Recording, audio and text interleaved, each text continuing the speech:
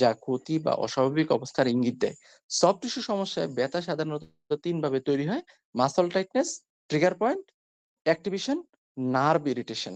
তাহলে 3টা ভাবে সফট টিস্যু প্রবলেম হলে ব্যথা হয়: muscle tightness, trigger point, nerve irritation. আচ্ছা, মাসল টাইটনেস আর ট্রিগার পয়েন্ট তো আলাপ আলোচনা করে ফেলছি। নার্ভ ইরিটেশনটা বাকি। নার্ভ ইরিটেশনটা ঘটনা কি? ঘটনা হলো, ধরেন আপনার গলায় কেউ চাপে ধরছে, তাহলে আপনি কি ইরিটেট হবেন না? বিরক্ত হবেন না? বলেন, জি স্যার, বিরক্ত হবেন কিনা? তো অবশ্যই স্যার। প্রত্যেকটা নার্ভ যেই জায়গা দিয়ে যায়, নার্ভের যে পাথওয়ে, সেই পাথওয়ে গুলোটা অবশ্যই কোনো না কোনো মাসল এর ভিতর দিয়ে, ঠিক কিনা বলেন তো? জি স্যার, এখন মাসল যদি নার্ভের গলা টেপে ধরে, তাহলে নার্ভ কি ইরিটেট হবে না? হবে অবশ্যই।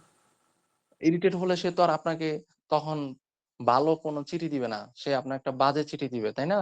সে আপনার ব্রেইনে বাজে চিঠি পাঠাবে। আর সেই বাজে চিঠির নাম হচ্ছে ব্যথা। তাই তো? দ্যাটস এই ব্যথা অনেক সময় নির্দিষ্ট জায়গায় না থেকে অন্য জায়গায় ছড়িয়ে পড়তে পারে, যাকে আমরা রেফার্ড পেইন বলি। তাহলে রেফার্ড পেইন কিভাবে হয় দেখেন এবার। ধরেন একটা নার্ভ, সে ধরেন মিডিয়ান নার্ভ। তো মিডিয়ান নার্ভটা আমাদের শরীরের যে কার্পাল টানেল আছে তার ভিতর দিয়ে গেছে।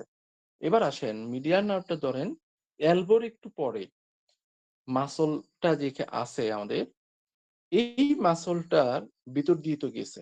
এখন এই মাসলটার এলবোর একটু পরে সে কি করলো? এই নার্ভের উপরে চাপ দিল।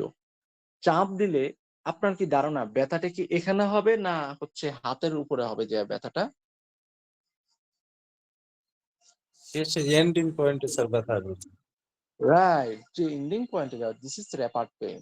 তাহলে ঘটনা ঘটছে এক জায়গায়, যায় ব্যথা হবে আরেক জায়গায়। অ্যাজ এ ফিজিও আপনাকে খুঁজে বের করতে হবে যে কোন জায়গায় এই ঘটনাটা ঘটছে, দেন আপনাকে সলিউশন করতে হবে।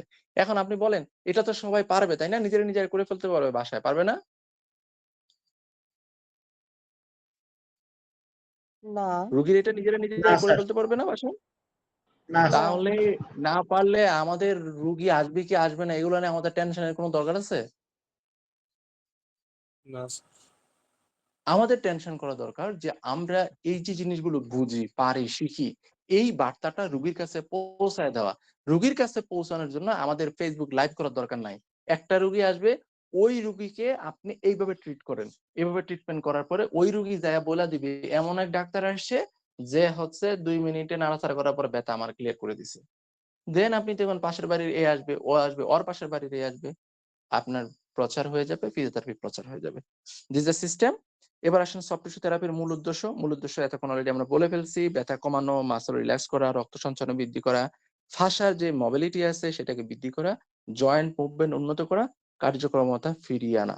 ক্লিনিক্যাল গুরুত্ব হচ্ছে, একজন ফিজিওথেরাপিস্টের জন্য সফট টিস্যু থেরাপি জানা গুরুত্বপূর্ণ, কারণ এটি সব মাসকুলার কন্ডিশনের বেসিক ম্যানেজমেন্টের অংশ। এটি শুধু ব্যথাই কমায় না, বরং রোগীর মুভমেন্ট প্যাটার্ন ঠিক করতে সাহায্য করে। এই অধ্যায়ের সারসংক্ষেপ হচ্ছে, সফট টিস্যু থেরাপি হলো একটি কার্যকর ম্যানুয়াল টেকনিক সেট যা মাসল ফাসা এর সমস্যাকে টার্গেট করে। সঠিকভাবে প্রয়োগ করলে এটি ব্যথা কমানো, ফাংশনাল রিকভারি এবং রোগীর দৈনন্দিন জীবনের মান উন্নত করতে গুরুত্বপূর্ণ ভূমিকা পালন করে। অধ্যায় 2 হচ্ছে ক্লিনিক্যাল ম্যানুয়াল থেরাপির নীতি। আমরা ইনশাআল্লাহ নেক্সট ক্লাসে এটা আলোচনা করব। এতক্ষণ যা আলোচনা করলাম এটা নিয়ে কারো যদি প্রশ্ন